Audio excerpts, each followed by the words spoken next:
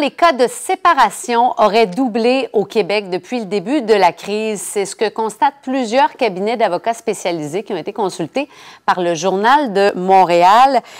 Cocktail explosif, la pandémie pour plusieurs familles, manque d'argent, stress, le télétravail, beaucoup d'anxiété. Et on va en parler avec Maître Mylène Lemay, l'avocate spécialisée justement en droit familial qui se joint à nous ce matin. Bonjour. Bonjour. Qu'est-ce que vous avez constaté, vous, personnellement, dans votre pratique au cours des dernières semaines?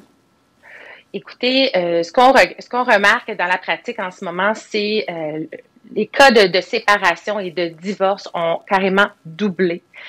Et on remarque également que chez les parents qui étaient déjà séparés, il y a énormément d'animosité qui a été créée, de conflits qui surviennent suite à la pandémie.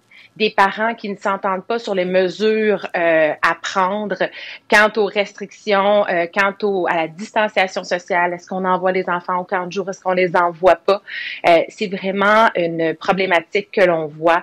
Le téléphone ne dérougit pas et malheureusement, le mot d'ordre serait l'indulgence et ce n'est pas ce que l'on voit, comme cette pandémie crée un grand niveau de stress et d'anxiété, tant chez les enfants, chez les couples qu'ils étaient toujours amoureux que chez les couples déjà séparés. Oui, donc les pertes d'emploi, ça a un impact aussi. On dit souvent que les principales raisons de querelles à la maison, c'est souvent les disputes sur l'argent, l'éducation des enfants. Vous le disiez bien avec l'école sur pause, là, ça a vraiment créé un vrai cocktail explosif.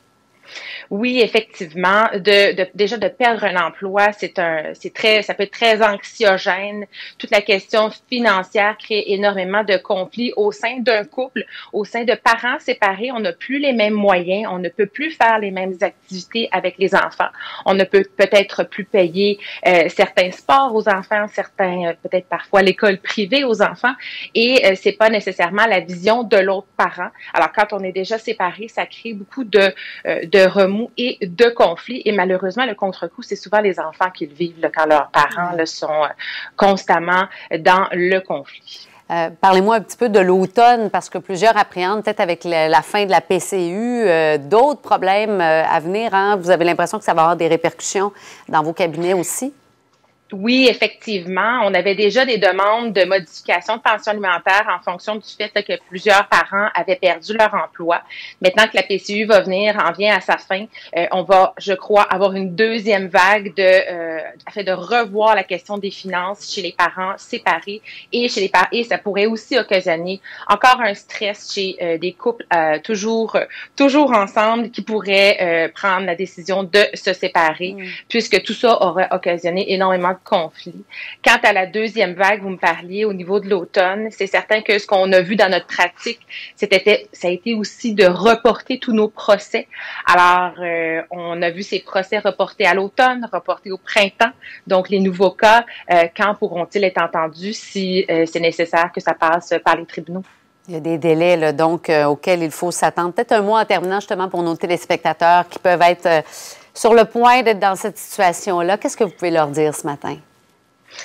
Écoutez, en tant que médiatrice familiale, c'est certain que je vais leur conseiller d'aller en médiation. C'est également ce que j'ai remarqué dans ma pratique, une augmentation très forte des gens qui viennent en médiation. C'est certainement la meilleure façon, afin de pouvoir résoudre leurs conflits, d'opter pour un mode alternatif de résolution de conflits qui est la médiation familiale. Et je rappelle aux parents d'enfants mineurs qu'ils ont 5 heures subventionnées. Merci beaucoup d'avoir pris le temps d'être avec nous, Maître Mylène Lemay, ce matin. Merci, bonne journée.